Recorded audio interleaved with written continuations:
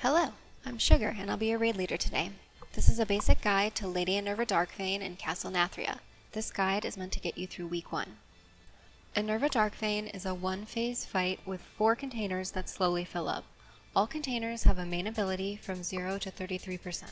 At 33% and 66%, these base abilities are upgraded. The fight starts with the boss using Focus Anima on Container 1, preventing it from being drained. This lasts for 1 minute and 40 seconds, or 25% of the boss's HP. After the focus is broken, the container to the right is next. To keep the containers from overflowing, they need to be drained. Opening the valves causes loose anima, dealing raid-wide damage. Open the valves on a container if it's the next one to be focused, or if it has just finished being locked by Focus Anima. If a container reaches 100%, it deals heavy raid-wide damage. Healers should be ready for the loose anima's raid-wide damage, as multiples plus other mechanics can be fatal to the raid. Let's talk about each individual container and what it does. The first container is Desires. This mainly focuses on the tanks. Up until 33%, it will be putting Warp Desires on your tanks. Tanks will need to taunt on 2 stacks. At 33%, Shared Cognition occurs, linking the tank to a non-tank player. Healers, this person will need to be spot healed. At 66%, the tank will now need to move out of the raid before Warp Desires expires, because it will explode and do damage to everyone.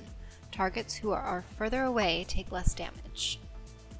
The second container is Bottled Anima. This one is raid-wide. Up until 33%, vials are thrown around the room. One person needs to soak each bottle. At 33%, after the bottle is soaked, patches of anima will be left behind. Do not stand in the patches. These pools do not despawn. At 66%, after a bottle is soaked, it will bounce back into the air to land in another spot. This must be soaked and will also leave a patch of anima on the ground. Healers, if any bottled anima soaks are missed, the raid will take heavy raid-wide damage. The third container is Sins and Suffering. This is the hardest one to deal with, in my opinion. Up until 33%, 3 Sins of the Past orbs will spawn, dealing damage to nearby players, despawning after 45 seconds or until removed. If the orbs despawn instead of being removed, the raid will take heavy damage over 10 seconds. Healers will need to use raid-wide cooldowns if this mistake occurs. To remove these orbs safely, the players linked with Shared Suffering should play Connect the Dots with the 3 orbs, having one of their beams go through each orb. At 33%, an anima web is now created between the 3 Sins of the Past orbs, linking them together. Shared Suffering players must now navigate around the outside of the web to safely despawn them. Tanks may need to move the boss to the side of the room to give the raid the space needed to deal with this. At 66%, the anima web beams now rotate. Shared Suffering players must navigate around the rotating beams to safely despawn the orbs. The fourth container is Concentrated Anima, aka the Add container. Up until 33%, 3 players will receive a 10-second dot that they should run close to melee while staying 8 yards apart. A Harnessed Spectre and 2 Conjured Manifestations will spawn on expiration. DPS nuke down the Conjured Manifestations first and interrupt the Condemn casts. The off-tank picks up the Harnessed Spectre while the main tank moves the boss nearby. Taunt swaps will be needed for both the boss's Warped Desires and the ad's Unconscionable Guilt stacks.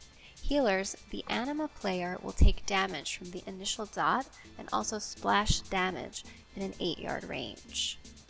At 33%, the dot will now apply Rooted in Anima, preventing these players from moving. Handle this the same as before, except the raid is now moving to those players.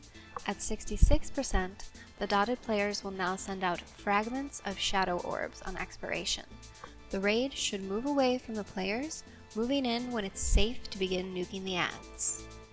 The raid will cycle through these containers until Inerva dies. All of the 0 to 33% abilities from each container are constant in some form throughout the fight.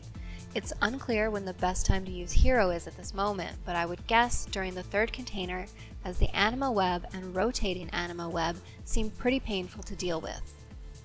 I hope going over these basics of the fight helps you as you adventure in Castle Nathria. Okay, bye!